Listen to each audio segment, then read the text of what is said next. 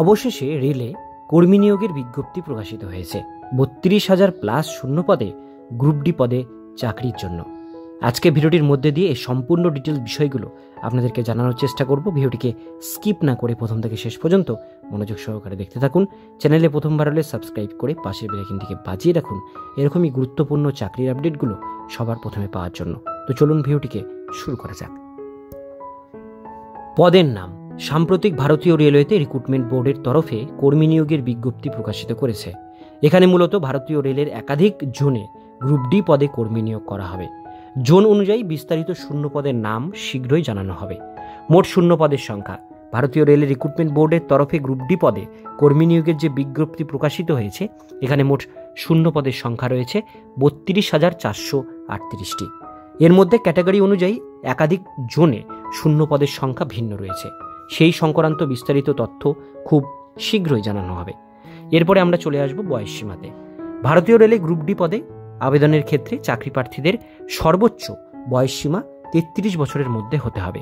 যেহেতু দীর্ঘকাল যাবৎ ভারতীয় রেলের গ্রুপ ডি পদে নিয়োগ প্রক্রিয়া বন্ধ ছিল, তাই বর্তমান নিয়োগ প্রক্রিয়ায় আবেদন বয়স সীমা সর্বোচ্চ 3 বছর বৃদ্ধি করা হয়েছে।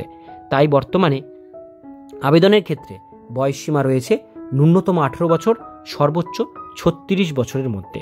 এছাড়াও সরকারি নিয়ম অনুযায়ী সংরক্ষণ শ্রেণীর চাকরি প্রার্থীরা নির্দিষ্ট বয়সের ছাড় পাবেন। এরপরে আমরা চলে আসব মাসিক বেতনে।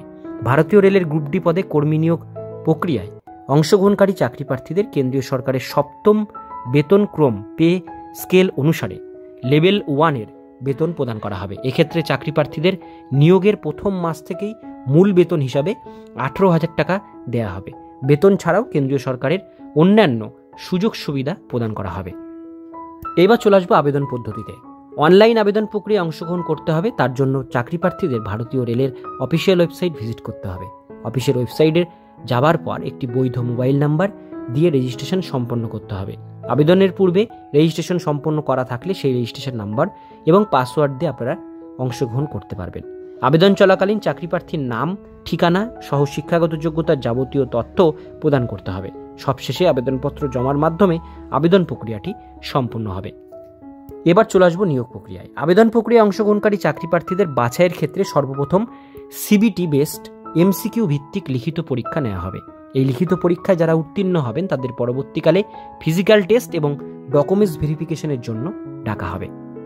তো বন্ধুরা, অনস্ক্রিনে দেখতেই পাচ্ছেন government of India, Bharat Sarkar, ministry of railway, railway মন্ত্রণালয়, রেলওয়ে বোর্ড থেকে এই নোটিশটি পাবলিশড হয়েছে 2/1/2025 তারিখে।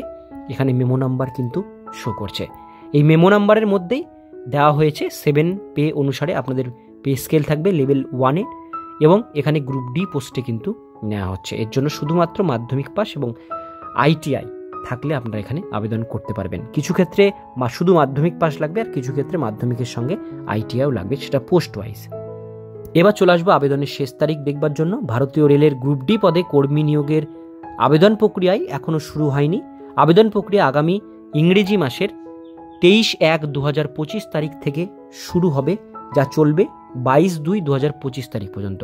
অর্থাৎ এই জানুয়ারি মাসের 23 তারিখ থেকে এটার আবেদন শুরু হবে, আর ফেব্রুয়ারি মাসের 22 তারিখ পর্যন্ত এটার আবেদন চলবে। তাই যে সকল আগ্রহী চাকরি প্রার্থী দীর্ঘদিন যাবৎ ভারতীয় রেলের গ্রুপ ডির পদের কর্মী নিয়োগের বিজ্ঞপ্তির আশায় বসেছিলেন, তারা যথাসময়ে আবেদন প্রক্রিয়ায় অংশগ্রহণ করুন।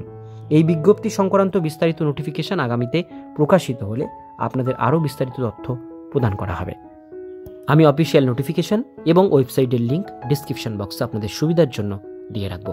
আজকের ভিডিও এতটুকু পর্যন্তই। ভিডিওটি কেমন লাগলো কমেন্টে জানাবেন। ভালো লাগলে লাইক করবেন। এরকম নিত্য নতুন চাকরির আপডেটগুলো পেতে গেলে চ্যানেলটিকে সাবস্ক্রাইব করে পাশের বেল আইকনটিকে অবশ্যই বাজিয়ে রাখবেন।